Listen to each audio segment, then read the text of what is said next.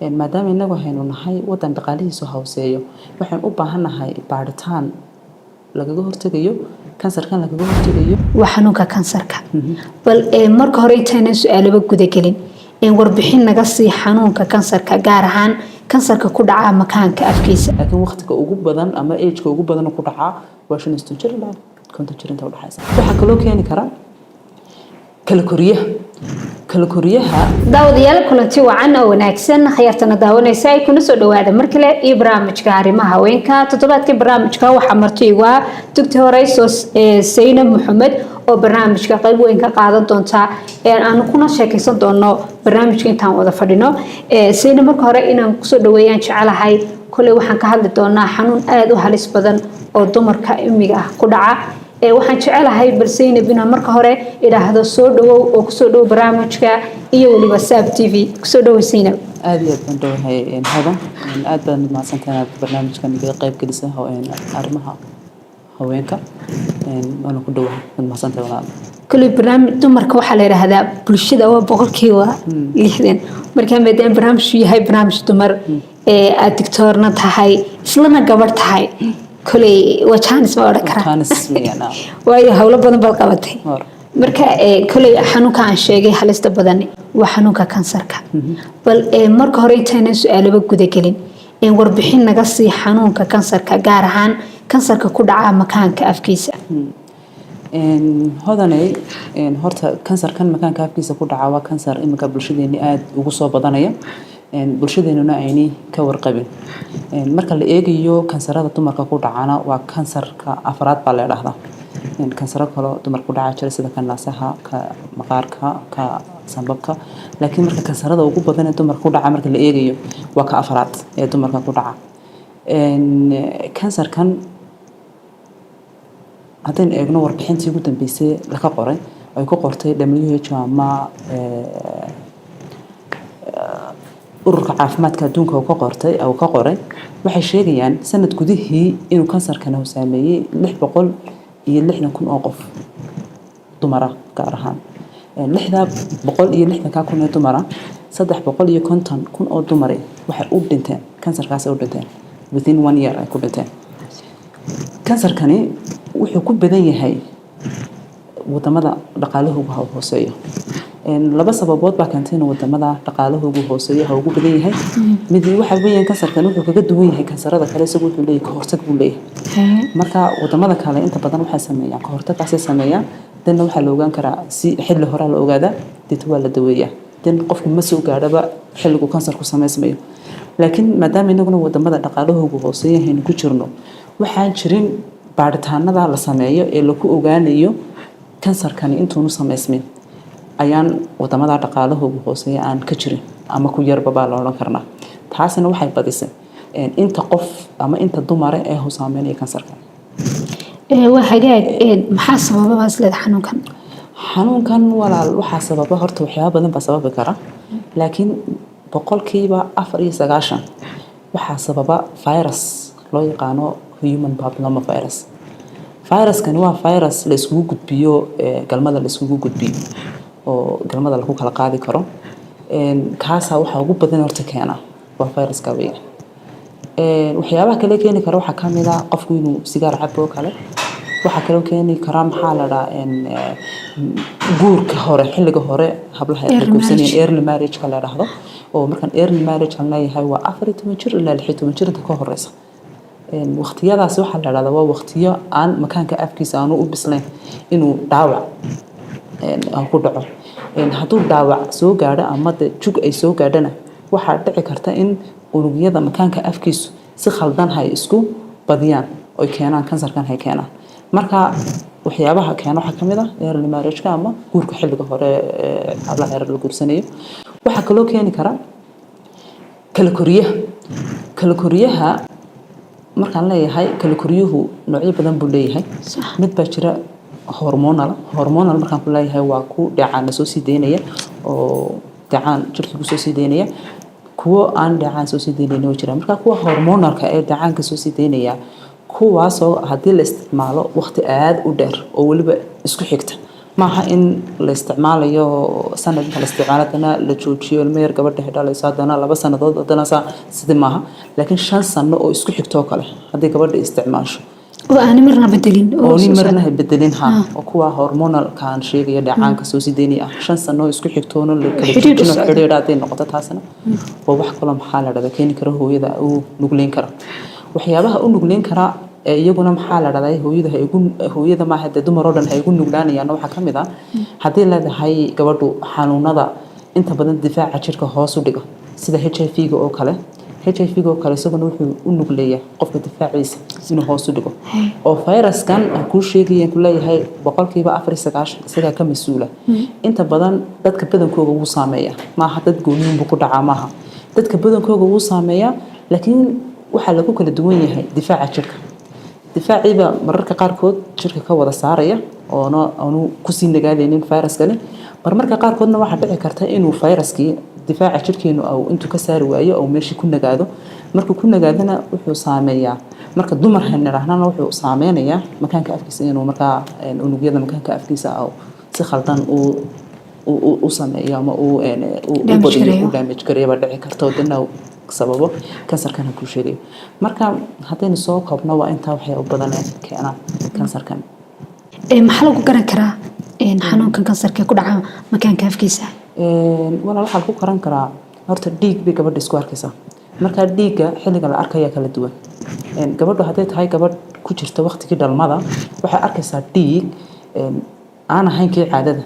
laba caado inta u dhaxayso kala dhiig yar isku arkaysaa oo kii caadadan ahayn waxa arkaysaa kala mararka qaarkood dhiig bay waxa isku arkayaan xilliga galmada kadib oo kala dhiig baa la arki karaa dhiig waxa isku arki karo kale hooyo ama gabadh caadadii ka tagtay ayaa iyaduna dhiig hadii aragtan iyaduna waa waxa la ka shaqeey karo markiiba hay tahay inay timaado goob caafimaad gabadhaasi ta kale wuxuu qofku yeelanayaa kale xanuun aad u fara badan oo intan wareega lugaha oo kale xanuun fara badan bay ku yeelan karaan marka waxyaabo inta horta waxa ugu badan waa intaas weeyaan waxa kale oo gabadhu hay yeelan kartaa ay dareemi kartaa qoyaan aad u ur badan oo isaguna ur u sameynaya xagga hoose isagana ay ka dareemayso waxyaa intaas horta ugu badan inta badan ay arki karaan waxa kale oo kamid ah dad wixii kansar aan noqday in miisaankii haw yaraado in maxaa la yiraahdaa cuntadii iyo abateedkii dahaw hoos u dhaco inay daal far badan ay gabadha ay dareento in waa inaha sunba inta badan dumarku ay yeesho laakiin waxa ugu muhiimsan la arkaa waxa weeyaan waa dhiiga iyo qoyaanka urta sameynaya waxa marka labada step ay maray marka damad ka horeysa markan kale dhiigu inta badan waxa la arkaa waa nin ku sheegaya ka ugu badan ee waliba la kaga shaki karo waxa inuu kansarka yahay waxa la arkaa kulanka gogasha kadib hadii dhiig gabadhu ay aragto markii waa inay timaado xaalada goob caafimaad urtana goorma la dareemiyo urtana waa xilli anytime la dareemi karaan qof anytime ur jirkiisa ur ka soo baxayso yani dareemiso waa qoyaan hoosta calasha hoosta dareemiso riixa hoosta ka imanayso oo riixo ur sameynaysa xasana maxaa la yiraahdaa waxyaabaha kale ay gabadhu ku baraarugsanaansay inay hadii aragto in goob caafimaad ay tagto oo sayniska aan calaamadaha u leeyahay calaamadaha ugu muhiimsan weeyaan oo dhiigga ay taas ugu muhiimsan jir xanuun garaac oo kale ku sheegay garaac marka laga yimaado daciifnimada ka mid ah garaac inta isku wareeg oo kale aad u daran waliba inta badan dadka qaar lugaha qaraaca marka xanuunkaasina way dareemi karaan sidii haduu la ogaan karaa xanuunkan inuu xanuunka yahay xanuunkani ama kansarkan makaanka afkiisa ku dhacaya wuxuu kaga duwan yahay kansarada kale horta wuxuu leeyahay ka hortag buu leeyahay waxa jirta xaalado ka horeeya kansarkan intaan u sameysmin unugyadiisu waxaan sameysmin intaan kansarkan aan u sameysmin xaalado ka horeeya oo la garan karo baa jirta marka waxa jirta waxa la yiraahdo screening la yiraahdo oo la eegayo inuu maxaa la yiraahdaa oo jirta xaaladii ka horeysay kansarku marka screeningkaas ama baaritaankaasi waxa muhiim ah in gabadhu ay sameyso si regularly ama si علشان وقت عيان صدق لسه نضو مر وين يسميسو هذي قرب حيل بلابسة وحي بلابسة مركز ستون شري قاعدة قبضه هاي بلابسة هذي قبضه إلى هذا HIV أما وحيابها هوسو دقيقة دفاع شركة سيدا HIV وكله وحي بلابسة مركز HIV وهتاش النبات الشري بلابسة بارتان كان بلابسة مركز وحاني لقاضي بارتان كان صدق لسه نضو مر بلقاضي صدق لسه نضو مر بلقاضي كاس نوينكو بلابه marka baaritaankani waa noocyo kala duwan buu leeyahay mid waxaa la yiraahdaa visual inspection of with acetic acid oo waxa weeyaan waa in dareere la isticmaalo oo makaanka afkiisa inta dareere lagu shubo dana la eego isbedelka ku dhacay la eego yaa sameyn kara kaasi waxa sameyn kara dhakhtar uu sameyn karaa waxa sameyn karo kale nurses-ku way sameyn karaan midwife-ka sameyn karta cid kasta dacalshan qoloyinka bahda caafimaadkooda haddii helaan tababar oo lagu tababaro maxaa normal iyo maxaa normal ahayn makaanka afkiisa keeba normal iyo keeba normal ahayn waa wax qof kasta oo sameyn karo mid kale iyaduna jirto oo la yiraahdo pap smear la yiraahdo marka pap smear-kaas isagu uu ka yar qaalisan yahay uu ka maxaa la yiraahdaa wuxuu u baahan yahay isagu inay waxa dhacaan bal ka soo qaadaya ama qoyaan bal ka soo qaadaya makaanka afkiisa dadna waxa loo diraa qolooyinka dhakhaatiirta ku takhasusay baaritaanka kansarka iyo waxyaabaha cadadka iyo waxaas mid kale isaguna waxa jirta in cad yar makaanka afkiisa laga soo qaado marka labada dambe biopsy-ga iyo pap smear-kan sheegayaan ku leeyahay midna dhacaan yar baa laga soo qaadaya midna cad yar baa laga soo qaadaya ku leeyahay kaas wuxuu u baahnaanayaa dhakhaatiir si gooniya ugu takhasuska inay baaraan laakiin kan kale aan ku leeyahay VIA-dan ku leeyahay ama visual inspection baa la yiraahdaa direct loo eegayo qofka makaanka afkiisa si toos loo eegayo waxa sameyn kara waxay ku xiran tahay training-kaasi in la siiyo ama midwife falsin kara ama nurse falsin kara ama dhakhaatiir falsin kara dana waa saasa lagu sameyn karaa marka taasi baaritaankaasi waa baaritaanka low income country-ga ama wadamada dhaqaalahooda hooseeya ay intooda badan hay sameeyaan waxa kale oo iyaduna muhiim ah in la baaro maadaama uu kansarkan waxa ugu badan keenaa uu yahay virus-ka ku sheegay human papilloma virus aha in kaasi isagana baaritaan loo sameeyo marka waxa la yiraahdaa ugu yaraan gabadhu waa in ugu yaraan waa in 2 jeer inta nolosheeda waa in 2 jeer virus-kaasi iska baadho waxaan ugu fiican xilliga la baadhiyo 5 jir markay tahay iyo 45 jirka waqtiga labada waqti waa in is eegto oo virus-kaasi ha iska baadho inta kalena waa in la sameeyo maxay kan ku sheegayo screening ama baaritaankan joogtada ah 3 sanadood mar la sameeyo in la sameeyo su'aashada ku noqonaya da'da ugu badan xanuunkan laga heli karo amba ku dhaco horta da'da ugu badan ku dhici kara waxa weeyaan walaal from inta 5 jir ilaa 50 jir intaas ugu badan horta ku dhici kara laakiin ilaa 60 jir buu ku dhici kara sometimes waxa dhici karta walaal inuu ku soo dhaco qofkii isagoo inta ka yar dana la ogaaday isagoo doono 60 jir oo wuxuu qaataa sometimes wuxuu qaadan karaa ama waqtiyada qaar wuxuu qaadan karaa waqti dheer inuu this process-kan intuu kansar ku noqonayo ka imanayo xilligii waqtiyadan ku sheegeen kula hawa waqtiyo waxa jirta kansarka ka horeeya inay waqti badan taas soo qaadato hooyadii ama gabadhii la ku arko iyadoo waqtiyada 60 jirka ama 50 jirka meelahaas la ku arko laakiin waqtiga ugu badan ama age-ka ugu badan ku dhaca waa 50 jir ilaa 50 jir inta u dhaxaysa waa hagaag ilaahay inaga badbaadiyo inta ku dhacay ilaahay u gargaaro waxaan aad u halis badan meel aad waxaan kulana ka soo baxaya maxaad kula talin lahayd haweenka waxaan kula talin lahaa in baaritaankan horta aan la yareysan in kansarkana aan la yareysan waayo waxaan arkayaa maanta horta waxa igu siiba kalifay inaan ka hadlo meelo badan oo horena waan kaga hadlay kansarkan sababta nagu soo celcelinayaan mar walba ugu celcelinayaan waxa weeyaan in la ogaado horta inuu kansarkani wax jira uu yahay iyo in uu yahay kansarkani mid la hortagi karo inuu yahay haddii baaritaanada ka horeeya intuu wixii kansar aanu noqon la sameeyo oo wax la ka hortagi karo waayo haddii la arko baaritaanka la sameeyo oo la arko xaalad sheegaysa inuu waxaan kansarkii soo socdo hadda kansar muu noqon laakiin kansarkii inuu soo socdo sheegaysa waxa si fudud baa loo daweyn karaa iyadoo la isticmaalayo habab kala duwan loo isticmaalayo ayaa si fudud lagu daweyn karaa laakiin markuu kansar ha noqdo dawadiisu way adkaataa way kansarkani stage 2 leeyahay stage 1 stage 2 stage 3 stage 4 inta badan stage 1ka oo waliba la sii kala saaray ayaa qalliin soo gaara hadduu qofku stage 1 ha u dhaafo xataa qalliinku way adkaataa in qalliin xataa lagu daweeyo marka dawadiisu aad bay u adagtahay kansarkani waana wax ugu badan ee maxaa la dumarka dhimashada ku keena waxa ugu badan yaan oran laakiin waa aad bay badan tahay dhimashadiisu ya dhimashadiisu aad bay badan tahay gabadha markuu dhaco waxa alashan kansar markuu noqdo inay dhimato aad bay halis ugu tahay marka maadaama uu leeyahay ka hortag uu leeyahay dumarka waxaan kula talinayaa inay yareysan ka hortagani oo maxaa la dhahay sameeyaan baaritaanadan ha sameeyaan 3 sanadood mar loo sameeyo waa tahay aad waa mahadsan tahay kulli waa talo wanaagsan oo aad siisay haweenka marka la eego calaamooyinkaad sheegtay iyo dumarkaad tiraba ku dhacayo dhalinyaro ahaan marka leeyahay ilaa teedho wixii ka hooseeya iyaguna iska baari karin xanuunka si xaaladooda u eegaan way iska baari karaan laakiin xaaladan bay ku xidhan tahay laba xaaladood baa jiri karta haddii maxaa la dhahay jirto gabadhu ay guursatay xilli ka horeysa 30 jirka xilliga ay guursatay bay ka bilaabaysaa baaritaanka haddii gabadhu ay leedahay HIV-na waxay ka bilaabaysaa 25 jir meelaha bay ka bilaabaysaa iyaduna marka haddii gabadha xanuunka ay la nooshay HIV ay 25 ka bilaabaysaa laakiin haddii aanay guursano inan tahay 30 ka bilaabaysaa haddii guursatayna isla markaas iyaduna bilaabaysaa isla markaas iyaduna baaraysaa laakiin waa muhiim inuu qofka xaaladiisa la socdo waxa su'aal kale waxa ku jirta waxa weeyaan goorma qofku joojinaya wuxuu joojinayaa markii gabadhu ay gaadho 70 jir saddexdii ama waxa la yiraahdaa intii ugu dambeysay saddexdii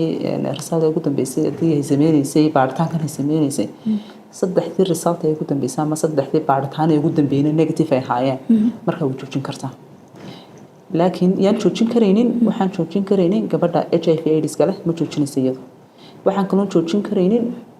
gabdhaha laga helay xaaladaha kansarka ka horeeyo kala hadii laga helay oo kale oo laga daweeyay oo dawowday lama joojinayo taasina waana inaan isdhiganin orod caafimaad taasina waa la wadaya laakiin cidda joojinaysa waxa weeyaan in hadii negative ay noqdo saddexdii baaritaan ugu dambeeyay negative ay ahayd 70 jirna ay tahay gabadhu waa iska joojin kartaa baaritaanka maadaama uu yahay kansarkan wax ka hortaga uu yahay oo wax ay tahay in laga hortaga ay tahay bulshada imika waxa laga yaabaa in isweydiiyo waxa xaqeen ku sameeyna baaritaankan aad sheegaysaa xagee la ku sameeynaya meel la ku sameeyaa barka laga yimaado pap smearka iyo biopsy-ga kii kale kan kale ku sheegay VIA-da oo ah ka inta ugu badan lagu sameeyo wadamada dhaqaalahooda hooseeyo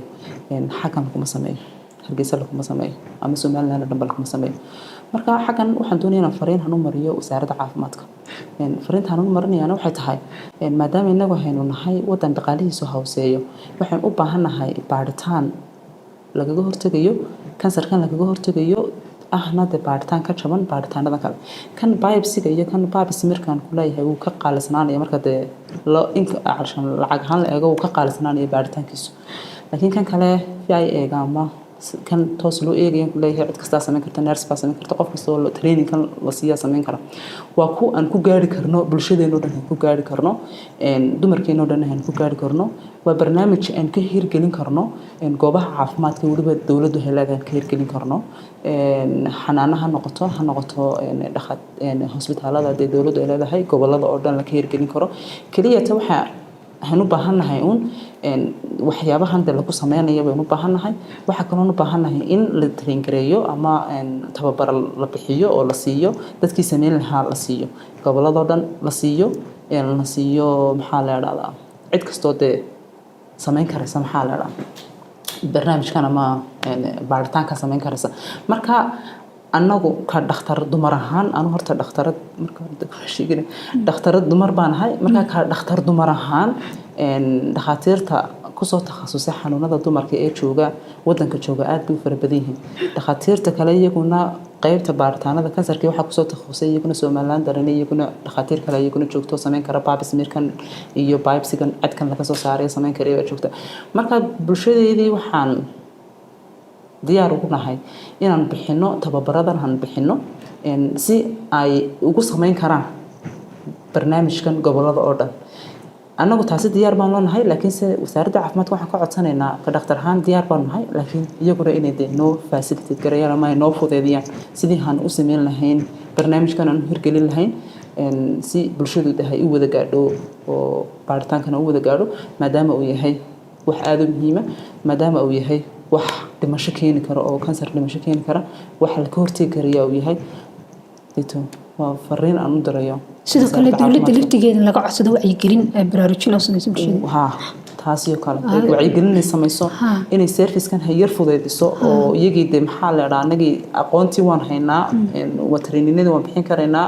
tababaradii waan bixin karaynaa baaritaanada waan bilaabi karnaa goobaha dawladda oo dhan waan ka bilaabi karnaa laakiin still waxaan u baahanahay inaan ka helno caawin dhinaca wasaaradda caafimaadka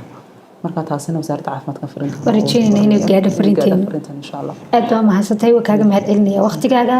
Doctoressa Zainab soo dhawaad kula mar kale daawadayaal barnaamijkana intaas ayaan ku soo gabagabeynayna tan iyo kulanti dambe waa aniga hodan bahdoon ee bahda SAB TV oo dila sidaa nabad geliyo